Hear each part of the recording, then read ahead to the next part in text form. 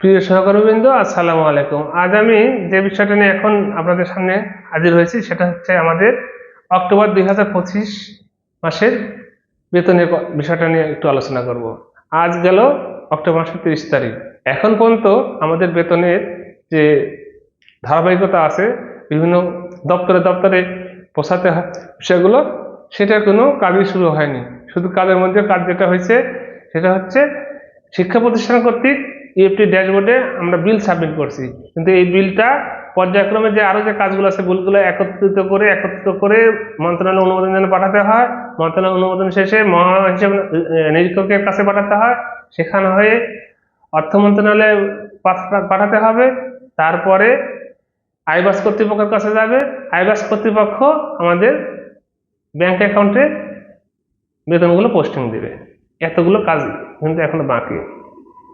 গত 27 তারিখ আমাদের বিল সাবমিট শেষ তারিখ দেওয়া হয়েছিল, যদি এর আগে যদিও বলা হয়েছিল প্রতি মাসে 23 তারিখের মধ্যে বিল সাবমিট করতে হবে, কিন্তু মানুষই তার দেওয়ার কথা রাখতে পারেনি। এই মাসে বিভিন্ন জটিলতা দেখায়, সেটা 27 তারিখে নিয়ে গেছে। 27 তারিখে বিল সাবমিট, তারা বলছিল 27 তারিখে বিল সাবমিট করা হলে এটা আগামী 6 তারিখের মধ্যে তারা শিক্ষক কর্মচারীদের বেতন দিয়ে দিতে পারবে। আর বলা হয়েছিল 27 তারিখে বিল সাবমিট করলে 28 তারিখে তাদের মন্ত্রণালয় অনুমোদনের জন্য পাঠানো হবে। 28 তারিখ গেল, 29 তারিখ গেল, 30 তারিখ।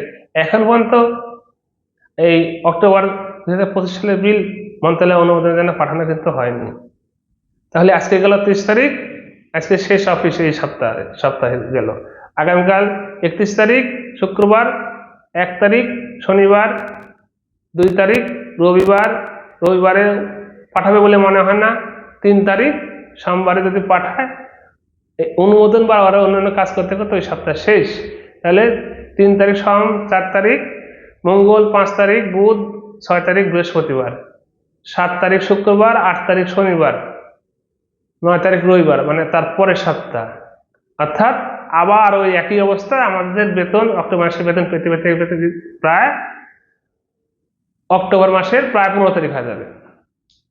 এইভাবে আর কতদিন? বিভিন্ন অজুহাতে, বিভিন্ন ছলচাতুরিতে, বিভিন্ন কায়দা কানুন করে, বিভিন্ন অজুহাত দেখা, এইভাবে আমাদের প্রতিনিয়ত প্রতি মাসে একটা পেশাজীবীকে এইভাবে হয়রানি করার কি উদ্দেশ্য? কি কারণে আমাদের এভাবে হয়রানি করেন আপনারা? আপনাদের এই দেরি, আপনারা জানেন না, হয়তো ধরে নিলাম আমাদের বিল প্রসেসিংয়ে 10 দিন সময় লাগে। তাহলে আপনার এই 10 দিন যে সময় লাগে, 10 দিন হাতে রেখে কাজগুলো তো করলেই তো আমরা সময় মতো বেতন পাই। ভাই, আমাদের তো পরিবার পরিজন আছে, আমাদের তো এই দেশে বাজার করতে হয়, আমাদের ছেলেমেয়ের পড়াশোনা খরচ দিতে হয়, আমাদের নিজস্ব প্রয়োজন মেটাতে হয়, ওষুধ কিনতে হয়, নানান প্রয়োজন মেটাতে হয়। আপনারা তো 1 তারিখের মধ্যে বেতন নিয়ে চলে যাবেন, তাহলে আমাদের বেতন আমরা কেন প্রতি মাসে 10-15 তারিখের দিকে পাই? এটা কি, এই সমস্যা কি সমাধান করা যায় না? ইচ্ছা করলে করা যায়, কিন্তু যায় না এমন কিছু না। 10 দিন হাতে রেখে, 10 দিন যদি সময় লাগে 10 দিন হাতে রেখে কাজ করবে। এমন তো না যে 10 দিন পর দিলে টাকা কম বা বেশি লাগে, নাকি এখানে আপনাদের কোনো স্বার্থ লুকায় আছে? 10 দিন পর দিলে আপনাদের কি কোনো স্বার্থ লুকায় আছে এখানে? যদি স্বার্থ লুকায় থাকে তাহলে এক বিষয়, আর স্বার্থ যদি না থাকে তাহলে কেন এভাবে 10 দিন 15 দিন দেরি করে বেতন পাই আমরা? একটু মানবিক হওয়ার চেষ্টা করেন, এইভাবে বৈষম্য বাড়ায়েন না। বৈষম্য সৃষ্টি করতে করতে অনেক বৈষম্য তৈরি হয়ে গেছে। এখন বৈষম্যগুলো কমানোর চেষ্টা করেন দয়া করে, এতে সকলের জন্যই ভালো। আপনাদের প্রতি আমাদের শ্রদ্ধাবোধ যেমন বাড়বে, আপনাদের প্রতি ভক্তি বাড়বে, আপনাদের প্রতি সম্মান বাড়বে। এতে শিক্ষার পরিবেশ সুন্দর হবে, সুশৃঙ্খল হবে।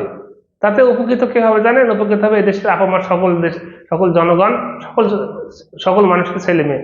আপনারা আপনার ছেলে মেয়ে হয়তো বলবেন না আমাদের ছেলে মেয়ে তো এখানে পড়ে না, আমাদের ছেলে মেয়েকে আমরা বিদেশে পাই। হ্যাঁ, হয়তো তাই, কিন্তু আমার মতো নিম্ন শ্রেণীর লোকেদের যে ছেলে মেয়েরা এই দেশেই পড়ে, তাদের ছেলে মেয়েরা এভাবে ক্ষতিগ্রস্ত হচ্ছে। দয়া করে এইভাবে শিক্ষার পরিবেশগুলো নষ্ট করেন না। সময়ের কাজ সময় করুন, এতে সময়ের কাজ সময় করলে সবাই উপকৃত হয়, পাশাপাশি সবার দোয়াটাও পাওয়া যায়, সবাই খুশি হয় মন থেকে। এতে সকল পরিবেশ সুশৃঙ্খলতা বজায় থাকে। দয়া করে এইভাবে হয়রানি না করে প্রয়োজনীয় সময় ব্যয় লাগে, ঠিক আছে, যেভাবে সময় দরকার সেই সময়টুকু নিয়ে ওইভাবে কাজ করলে কিন্তু কাজগুলো করা যাবে না এমন না। আপনারা যে পারেন না তা না, অনেক সময় কিন্তু 1 থেকে বেতন হয়, আমাদের মাঝে মধ্যে হয় বিভিন্ন প্রয়োজনে, বিভিন্ন অকেশনে। তো তখন যদি পারা যায় এখনো পারা যাবে। দয়া করে এই ধরনের হয়রানি আমাদের করবেন না, অনুগ্রহ করে আমাদেরকে হয়রানির হাত থেকে রক্ষা করুন।